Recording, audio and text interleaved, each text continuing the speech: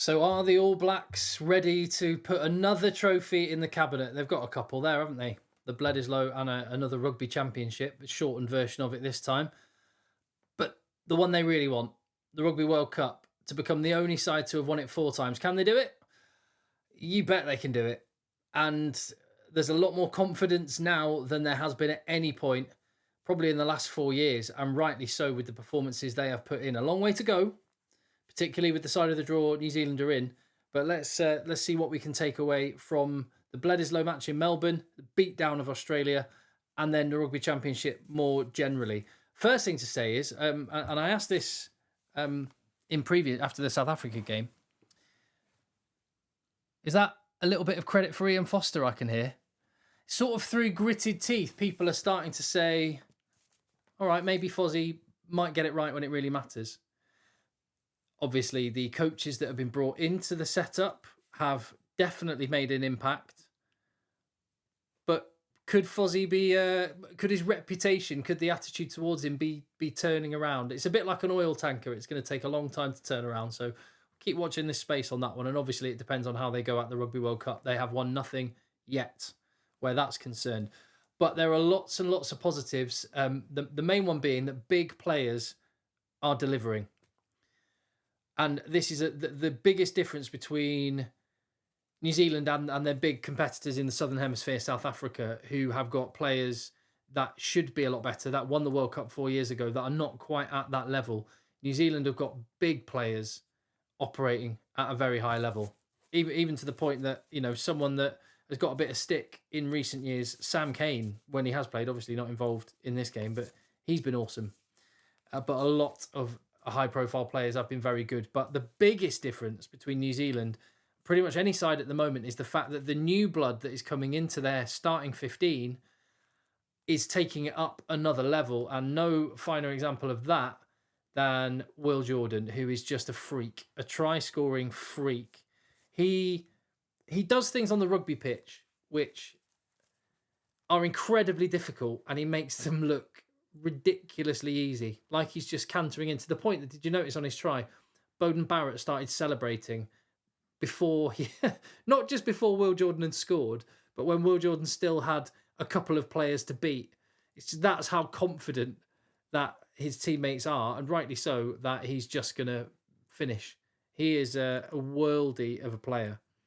And then you've got other guys, the impact that's coming in, guys that are coming into the squad, not even to the starting 15, like Will Jordan, but Samisoni Takiaho on the bench having massive impact. And, you start thinking, oh, Taylor and Coles, but, Coles is old now, he's tailoring off. Well, you got this young guy coming through and just taking his chance. And we saw a really exciting addition to it. Cam Roigard, I've been so looking forward to seeing him pull on that black jersey, and he did not disappoint. All action. He looked the real deal. And a step up from Finlay Christie as the backup scrum half. And because Aaron Smith is so good, that drop-off down to his backup, it can be the difference between winning and losing, because it's such a pivotal position, and it's really hard for scrum halves to play a full 80 minutes at the tempo that New Zealand want to play, at least. And Cam Roigard, he looks to the manner born. And, to have a player come in on debut and look so good, so fast, is really exciting. Admittedly, Australia had kind of lost it by then, but so he will have tougher tests, not least at the Rugby World Cup, but a really promising start. And then I think you can also count Scott Barrett, not as a new guy in the 15, and he's not new blood at all. He's been around for ages, but is he the best locket in the world right now on form? I think it'd be hard to disagree. He has been absolutely phenomenal, to the point that we never would have thought that Whitelock-Retallick partnership would be broken up by anyone. And that's why Barrett's been put on the flank, which may still happen. Let's not rule that out. But I think Barrett's the first of those names that's on the team sheet right now. He was a colossus once again. His work rate is absolutely massive. That little moment where he, Nick White, was iconic as well. And his tackle on Tate McDermott just ended him, was wonderful. He is playing out of his skin just now. And the fact that you may have, as would happen today, against France, you may be able to call on Sam Whitelock from the bench is mind-blowingly good. What a good place to be for New Zealand. So, as for the way they're playing, what's really impressing me about New Zealand, as we look at other things that we can take away from the Rugby Championship and this BLEDISLOE game, it's the variety of the way they're playing. And this comes from the fact that Beauden Barrett's looking really good as an attacking force, as he always does, at fullback, with Richie Mo'unga, who...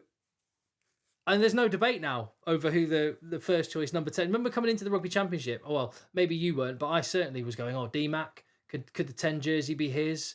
What's the situation? I mean, the kicking, the control, the variety of play, the way that New Zealand used the short side with Richie Mo'unga, so effective. And I think that's partly the fact you've got Beauden Barrett and Richie Mo'unga as genuine options as first receiver.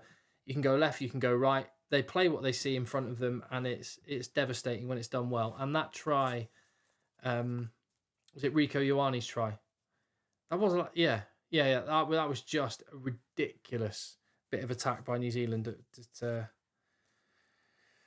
Awesome. And the final thing I would say about New Zealand, in terms of variety, they actually kick a lot. And this always happens. Teams that win the World Cup kick a lot. Surprising amount. You wouldn't think it from some of the tries they score, but New Zealand kick a lot, but they're kicking very intelligently. And again, the Barrett-Mo'unga partnership is perfect for that.